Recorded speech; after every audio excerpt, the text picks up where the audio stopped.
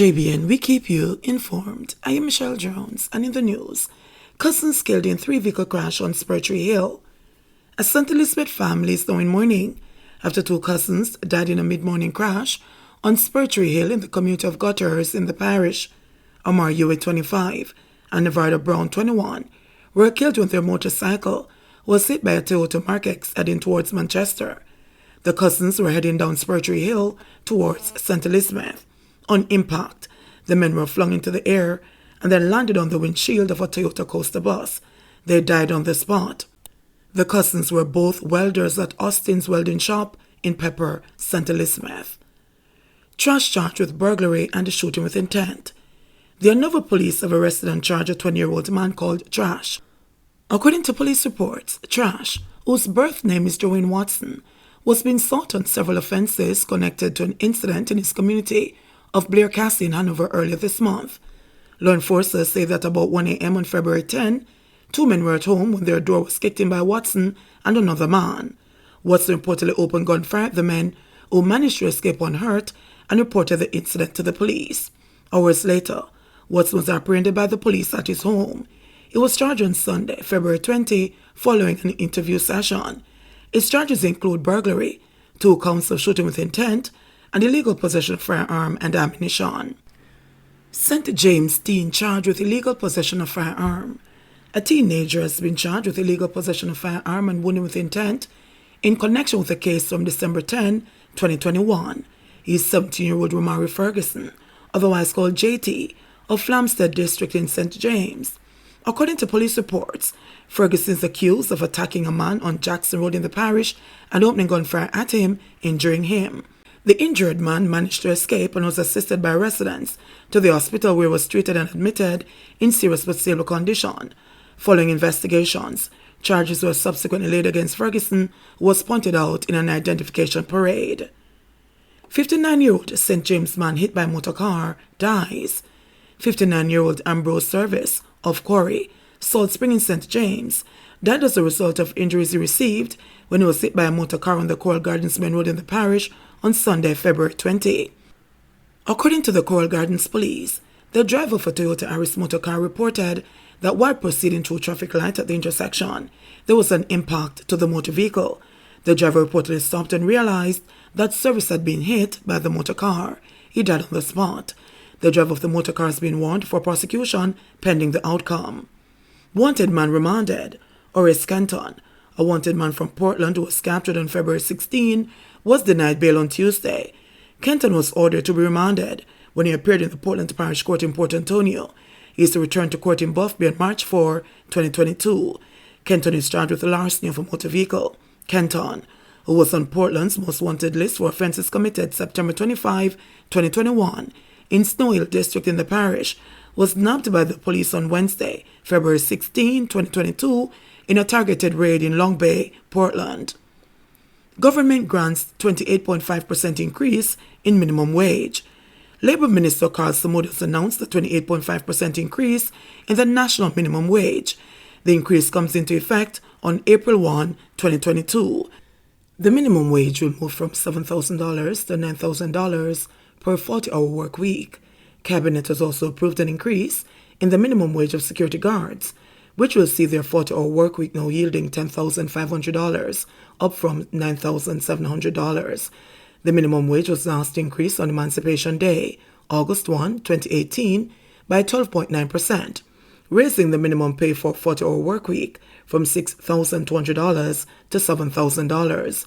Security guards' minimum hourly rates were increased to reflect a 9.6% increase in weekly rates to $9,700 from $8,854.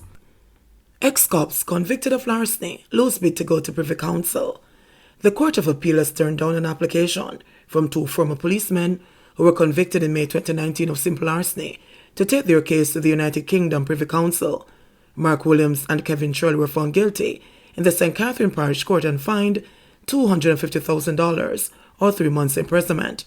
They were convicted of stealing wood valued at $39,725 from a property belonging to Tola Estates Limited in St. Catherine. The 2 policemen and 2 civilians were seen beside a fallen cedar tree on the property. The evidence was that the policemen were seen packing the wood in a police pickup truck after one of the civilians had used a chainsaw to cut up the lumber. In their defense, the policemen say they were on patrol duty when they went onto a property that they thought belonged to China Arbor Engineering.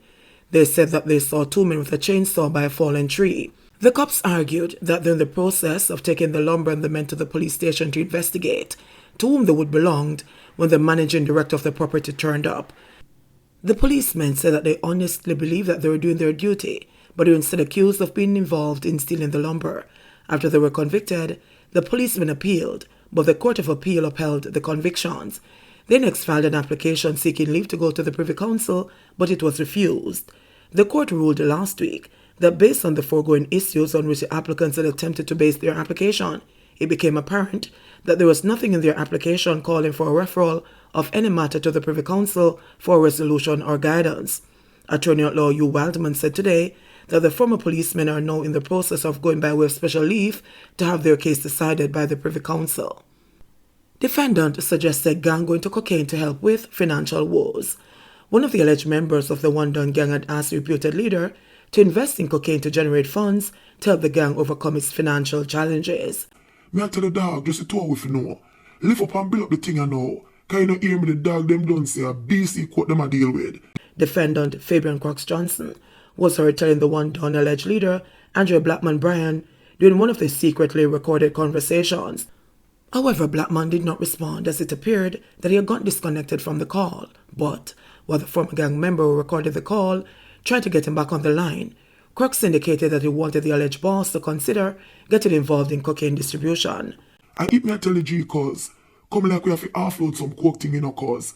I eat the dog them I deal with around here. The trial previously heard through the secret recordings that the gang was experiencing financial trouble in 2019 when the alleged leader and other members of the gang's alleged top brass were in custody. During that time, the gang was reportedly in disarray as members became disloyal and edgy. Hence, the witness explained that Crooks had suggested that the gang get into drugs as the men in his here in Denham Town in Kingston were making money from it. Prior to his suggestion, Blackman had indicated that he wanted to revive the gang. Come on, just can't sit back and wait for them mash down the man, you see me? Blackman had replied, Lord, this is where I'm going to build my house. For Andrew Riley, of Royal Retreat near Claremont in southeast St. Anne, the People's National Party stronghold currently held by Member of Parliament Lisa Anna, our prayers for our house have been answered, thanks to an initiative facilitated by the MP. I am feeling so happy, excited, elated, everything, Riley said, as she surveyed her beautiful two-bedroom flat, which is nearly complete. I must also thank God too, because if it wasn't for him, this wouldn't be possible, because he was in it from the beginning. Before this house was built, every day I would come out here and I would say, Lord, this is where I'm going to build my house. This is where my house is. I don't know how I'm going to do it, but you're going to do it. I know this is my house. I give him all the glory, she stated. Her faith finally came true. Thanks to Hannah's insistence, the woman must be empowered and uplifted. Riley is one of 5 women in the constituency, benefiting from a project that Hannah has introduced, which makes use of the Ministry of Economic Growth and Job Creation's housing program, with the Hope Unit providing administrative and technical support. Under the project, 5 women are being given 2-bedroom houses that will no doubt have a significant impact on their lives and that of their families. The effects of the coronavirus pandemic intensify the burdens for many Jamaicans who are finding it difficult to make ends meet in the first place, Anna said. 2 months after the pandemic began in Jamaica, 62% of households reported earnings below the minimum wage. Low-income families and women were the hardest hit, with 59% and 53% of them respectively losing employment. Most of these households had to depend on meager savings, remittances, and various loans, while others lacked any other source of income whatsoever. For households that relied on savings, 50% said their savings could only last for 2 weeks, 30% said that it could only last 1 week, and 18% for 1 day. As a consequence, many children in these living situations experienced then and continue to face daily food shortages. Some 47% of them reside in rural areas. I see many of these women who are facing hardships. They come to me requesting assistance for food, housing, education for their children, and jobs. Some of the serious pressure of not having a place to live with their children or the man or family they have been living with have asked them to leave. In these instances, they request a recommendation to go to Food for the Poor. It was against these prevailing circumstances and the levels of domestic abuse I was witnessing being meted out to women across the island that I decided to utilize this housing program from the Ministry of Economic Growth and Job Creation around our women.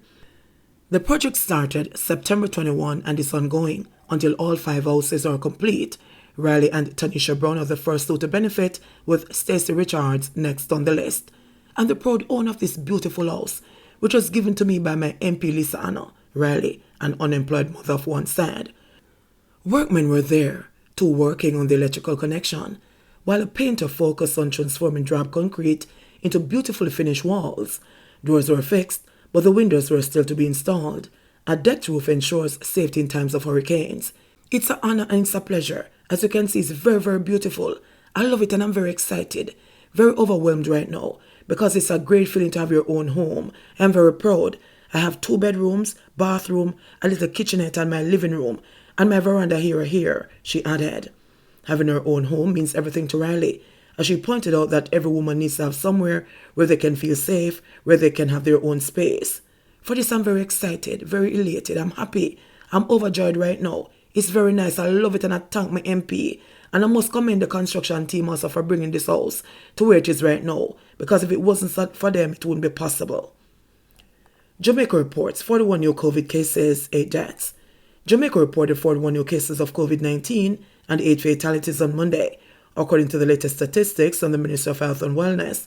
This pushed the total number of cases of the virus since the start of the pandemic to 127,706 and the death toll to 2,795. Of the newly reported cases, there were 25 females and 16 males, with ages ranging from 1 year to 82 years.